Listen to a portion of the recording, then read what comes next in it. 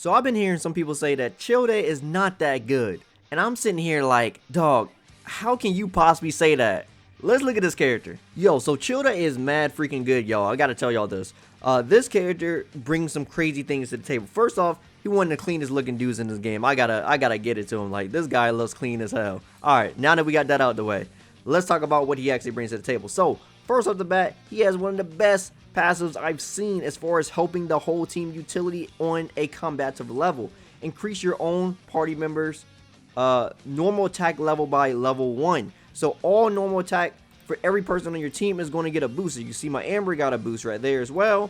And my official also got a boost of her talent right there, just because he's on the team. So just that extra damage boost for normal attacks is pretty nice. I wonder if that actually uncaps too. I want to see if someone got a max talent, do that even boost it up even more? That would be kind of crazy. I don't know if it'll uncap, but that's something to explore. Anyway, let's talk about more of what this character got to offer. First off, one thing that should be noted, his damage is ridiculous for his normal attack. He has the highest normal attack damage out of any archer in the game. 44, 50, 59, 61, 65, 78, and he has a 6 hit. Unlike the other archers that have 5. Now, Venti also has a 6 hit because, I mean, it must just be a 6-star thing at this point. But so far, he has it and Venti has it. But the damage output compared to the other two characters on their hits is ridiculous how much he's doing as far as his numbers go. Now, everybody got the fully charged attack, aim shot damage. That's about the same, 133%. That's around the same for there. But then he also has this other thing, which is the Riptide flash damage and then the burst damage. So when you put the Riptide on there, which is part of his skills, as you can see here, when he does a charged shot, he can apply this Riptide status. And this Riptide status is basically going to be able to do more damage to the other enemies. It's going to basically put the status on them and it's going to be able to do AoE hydro damage. Now what makes this crazy is he has a high AoE damaging kit. And this damaging of the AoE of the Riptide Splash can just splash on the other enemies, so you don't even have to hit them all. But then he makes it even easier because of the crit that you can use on him. So he has a crit status, which is going to be his Ascension level 4, is Foul Legacy Rating Tie Melee Stance. Or if he hits normal or charge attacks and they do crit damage, they will apply the Riptide status effects on hit enemies. So if he's in the melee stance, he will be doing it. And if he gets normal or charge attack crits, he will get this crit damage as well, which is insane. Not even to talk about that his elemental burst damage is some of the highest in the game as far as raw stats. Look at that. This is no added talents level. This is level 1. 464 skill damage on it right there, as you can see. On the melee version, 378 on the range version, plus the Riptide blast damage. So if you got the effect on there, you're getting even more damage on top of what you're already getting. So doing it in melee stance with the Riptide blast, that's a lot of damage on the cost of a 60 energy cost. That's serious. That's some serious energy right there. And then energy return and range is 20 as well, which isn't bad. So you get 1/3 of what you spent for doing the range version, which is, I mean, that's not bad. You know, you get some of it back. Now, talking about what weapons I think is good for him, I think this is actually his weapon too, but Rust seems very good on him. Increases normal attack damage by 50%. This is refinement too, by the way.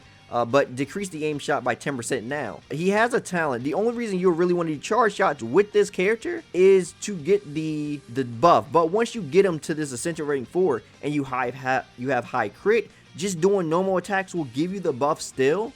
The Riptide status effect on enemies.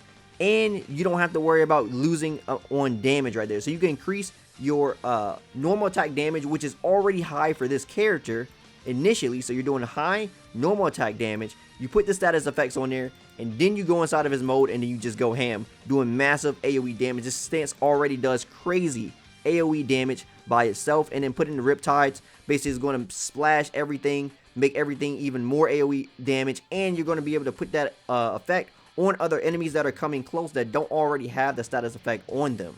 Now, because he is a Hydro DPS unit, one of the first in the game right now for the Hydros, he's going to be wanting to have this crit rate. So you're going to want to have this high crit rate. If you're at that Ascension level 4 already, you want, you know, put an early game set on him like that. Along with the Gladiator, get that extra damage. That definitely isn't bad. But once you start getting into some of the higher sets, I will start seeing Noblesse Oblige definitely is going to be a factor here. This one's definitely very good. and Wonders trope is also going to be a good one. So this is going to increase elemental mastery by 80% and increase charge attack damage by 35% if the character uses a catalyst or a bow. Now this still works for him when he also is going to be using the other stance, because he's still a bow user.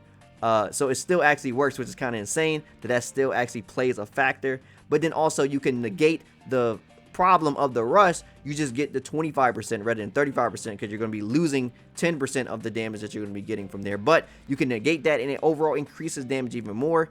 Increasing his elemental mastery is also really good, because when he's in his other stance, he's going to be doing a lot of hydro damage. This character just does a lot of hydro damage at all times. He's always constantly doing hydro damage. So elemental mastery isn't bad. You can also split sets up. So elemental burst damage, like say he already has a high elemental burst, increasing the damage on that is like, it's insane to even think about. And then of course, using the elemental burst, increase all party members attack by 20%. This can also just, you know, increase his damage, or if you have another DPS unit that you like to use, you can use them. I know some people are using Childe along with another DPS for when they don't have his stance. So you go inside the stance, you do your thing, you use the ult or whatever, and then switch them out during that time to get the extra benefit of the 20% that someone else can use. Now talking a little bit more about this talent right here, they were very smart with how they played this off. So his elemental skill, the one where he switched stances, this one is hard coded to always have the duration tied to it. So most skills in the game, once you use the skill, the cooldown will start in the background during the duration. So if you have a like 12-second cooldown skill but a 6-second duration, then once the skill goes off a duration, you only have 6 seconds left of cooldown. But for this character, that's not the case. So you always got to pay attention to when you're using it. So it will have an icon above his head that you'll be able to see, and then once that starts to happen, you know, you'll be able to basically take into consideration when you want to start switching out, because if you let it go out, then you'll hold this 45 seconds, which is pretty long. But depending on when you let go, you could change it anywhere between 6 seconds to 36 seconds.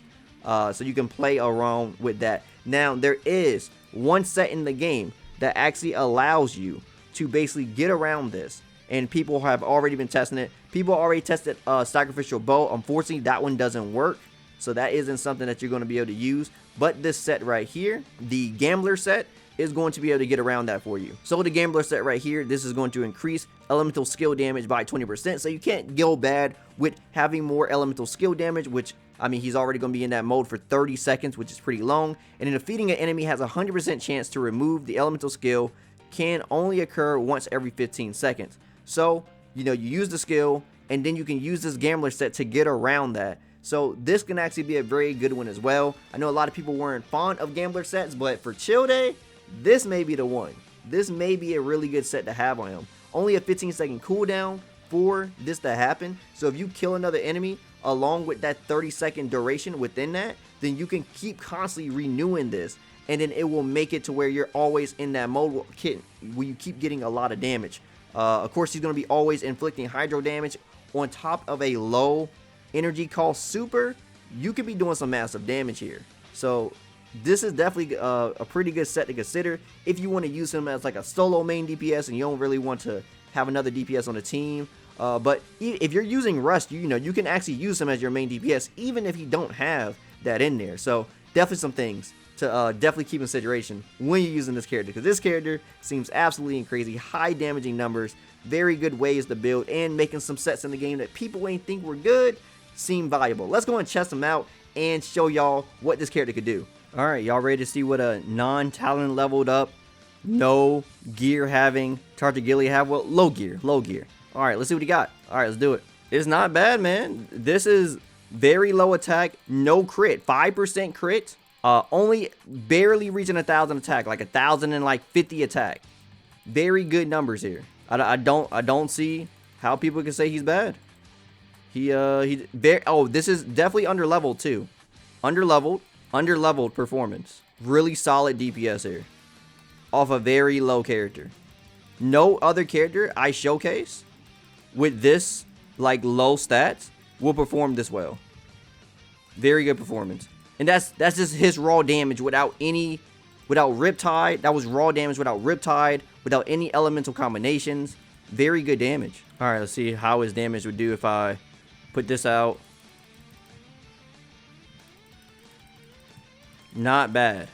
Not bad. And that was without... Yeah, that's... Elemental react. This is elemental reaction. Not bad at all. Yeah, it's pretty good, guys. It's pretty good. But yeah, that's the performance of an under-level team. Everybody on that team was like 12 levels or lower than the boss. Barbara was 20, so that's a joke. Besides Xiaoling. Xiaoling's the only character I actually play that's like level 80. But you get the point. Like, this character does crazy damage at a low level with 0 to like no stats. Very low attack, 1027, like no crit, 5% crit rate, but he was already doing massive amount of damage to enemies being at that forefront. Just imagine once you get his talents up, once you start getting his weapons, weapon is actually not even that high. It's at refine rank 2 level 40, so not even a high level weapon. This is like bare showcase minimum, showing what this character can do at almost a base level. So just imagine a fully geared Childe. This character does massive hydro damage. With the right team comp, this character is going to be crazy in the right hand. So overall, Childe is a very strong character. I can't wait to see what this character comes up with. I can't wait to see what people are going to find to basically, you know, use this character's kit at the forefront, using it at the best of its ability. And yeah, I couldn't be much happier with a character like this within the game. I can't wait to see what Mihoyo does next as far as character diversity and how they're going to make characters more unique after taking a look at a character like this. Anyway, if you like anything I had to say today, drop me a like. I greatly appreciate it. And if you want to hear more from me, follow me on my socials. Also, don't forget to subscribe and turn on notifications so you know the next video goes live. As always, my name is Daikin, and I'll see y'all next time. Signing out.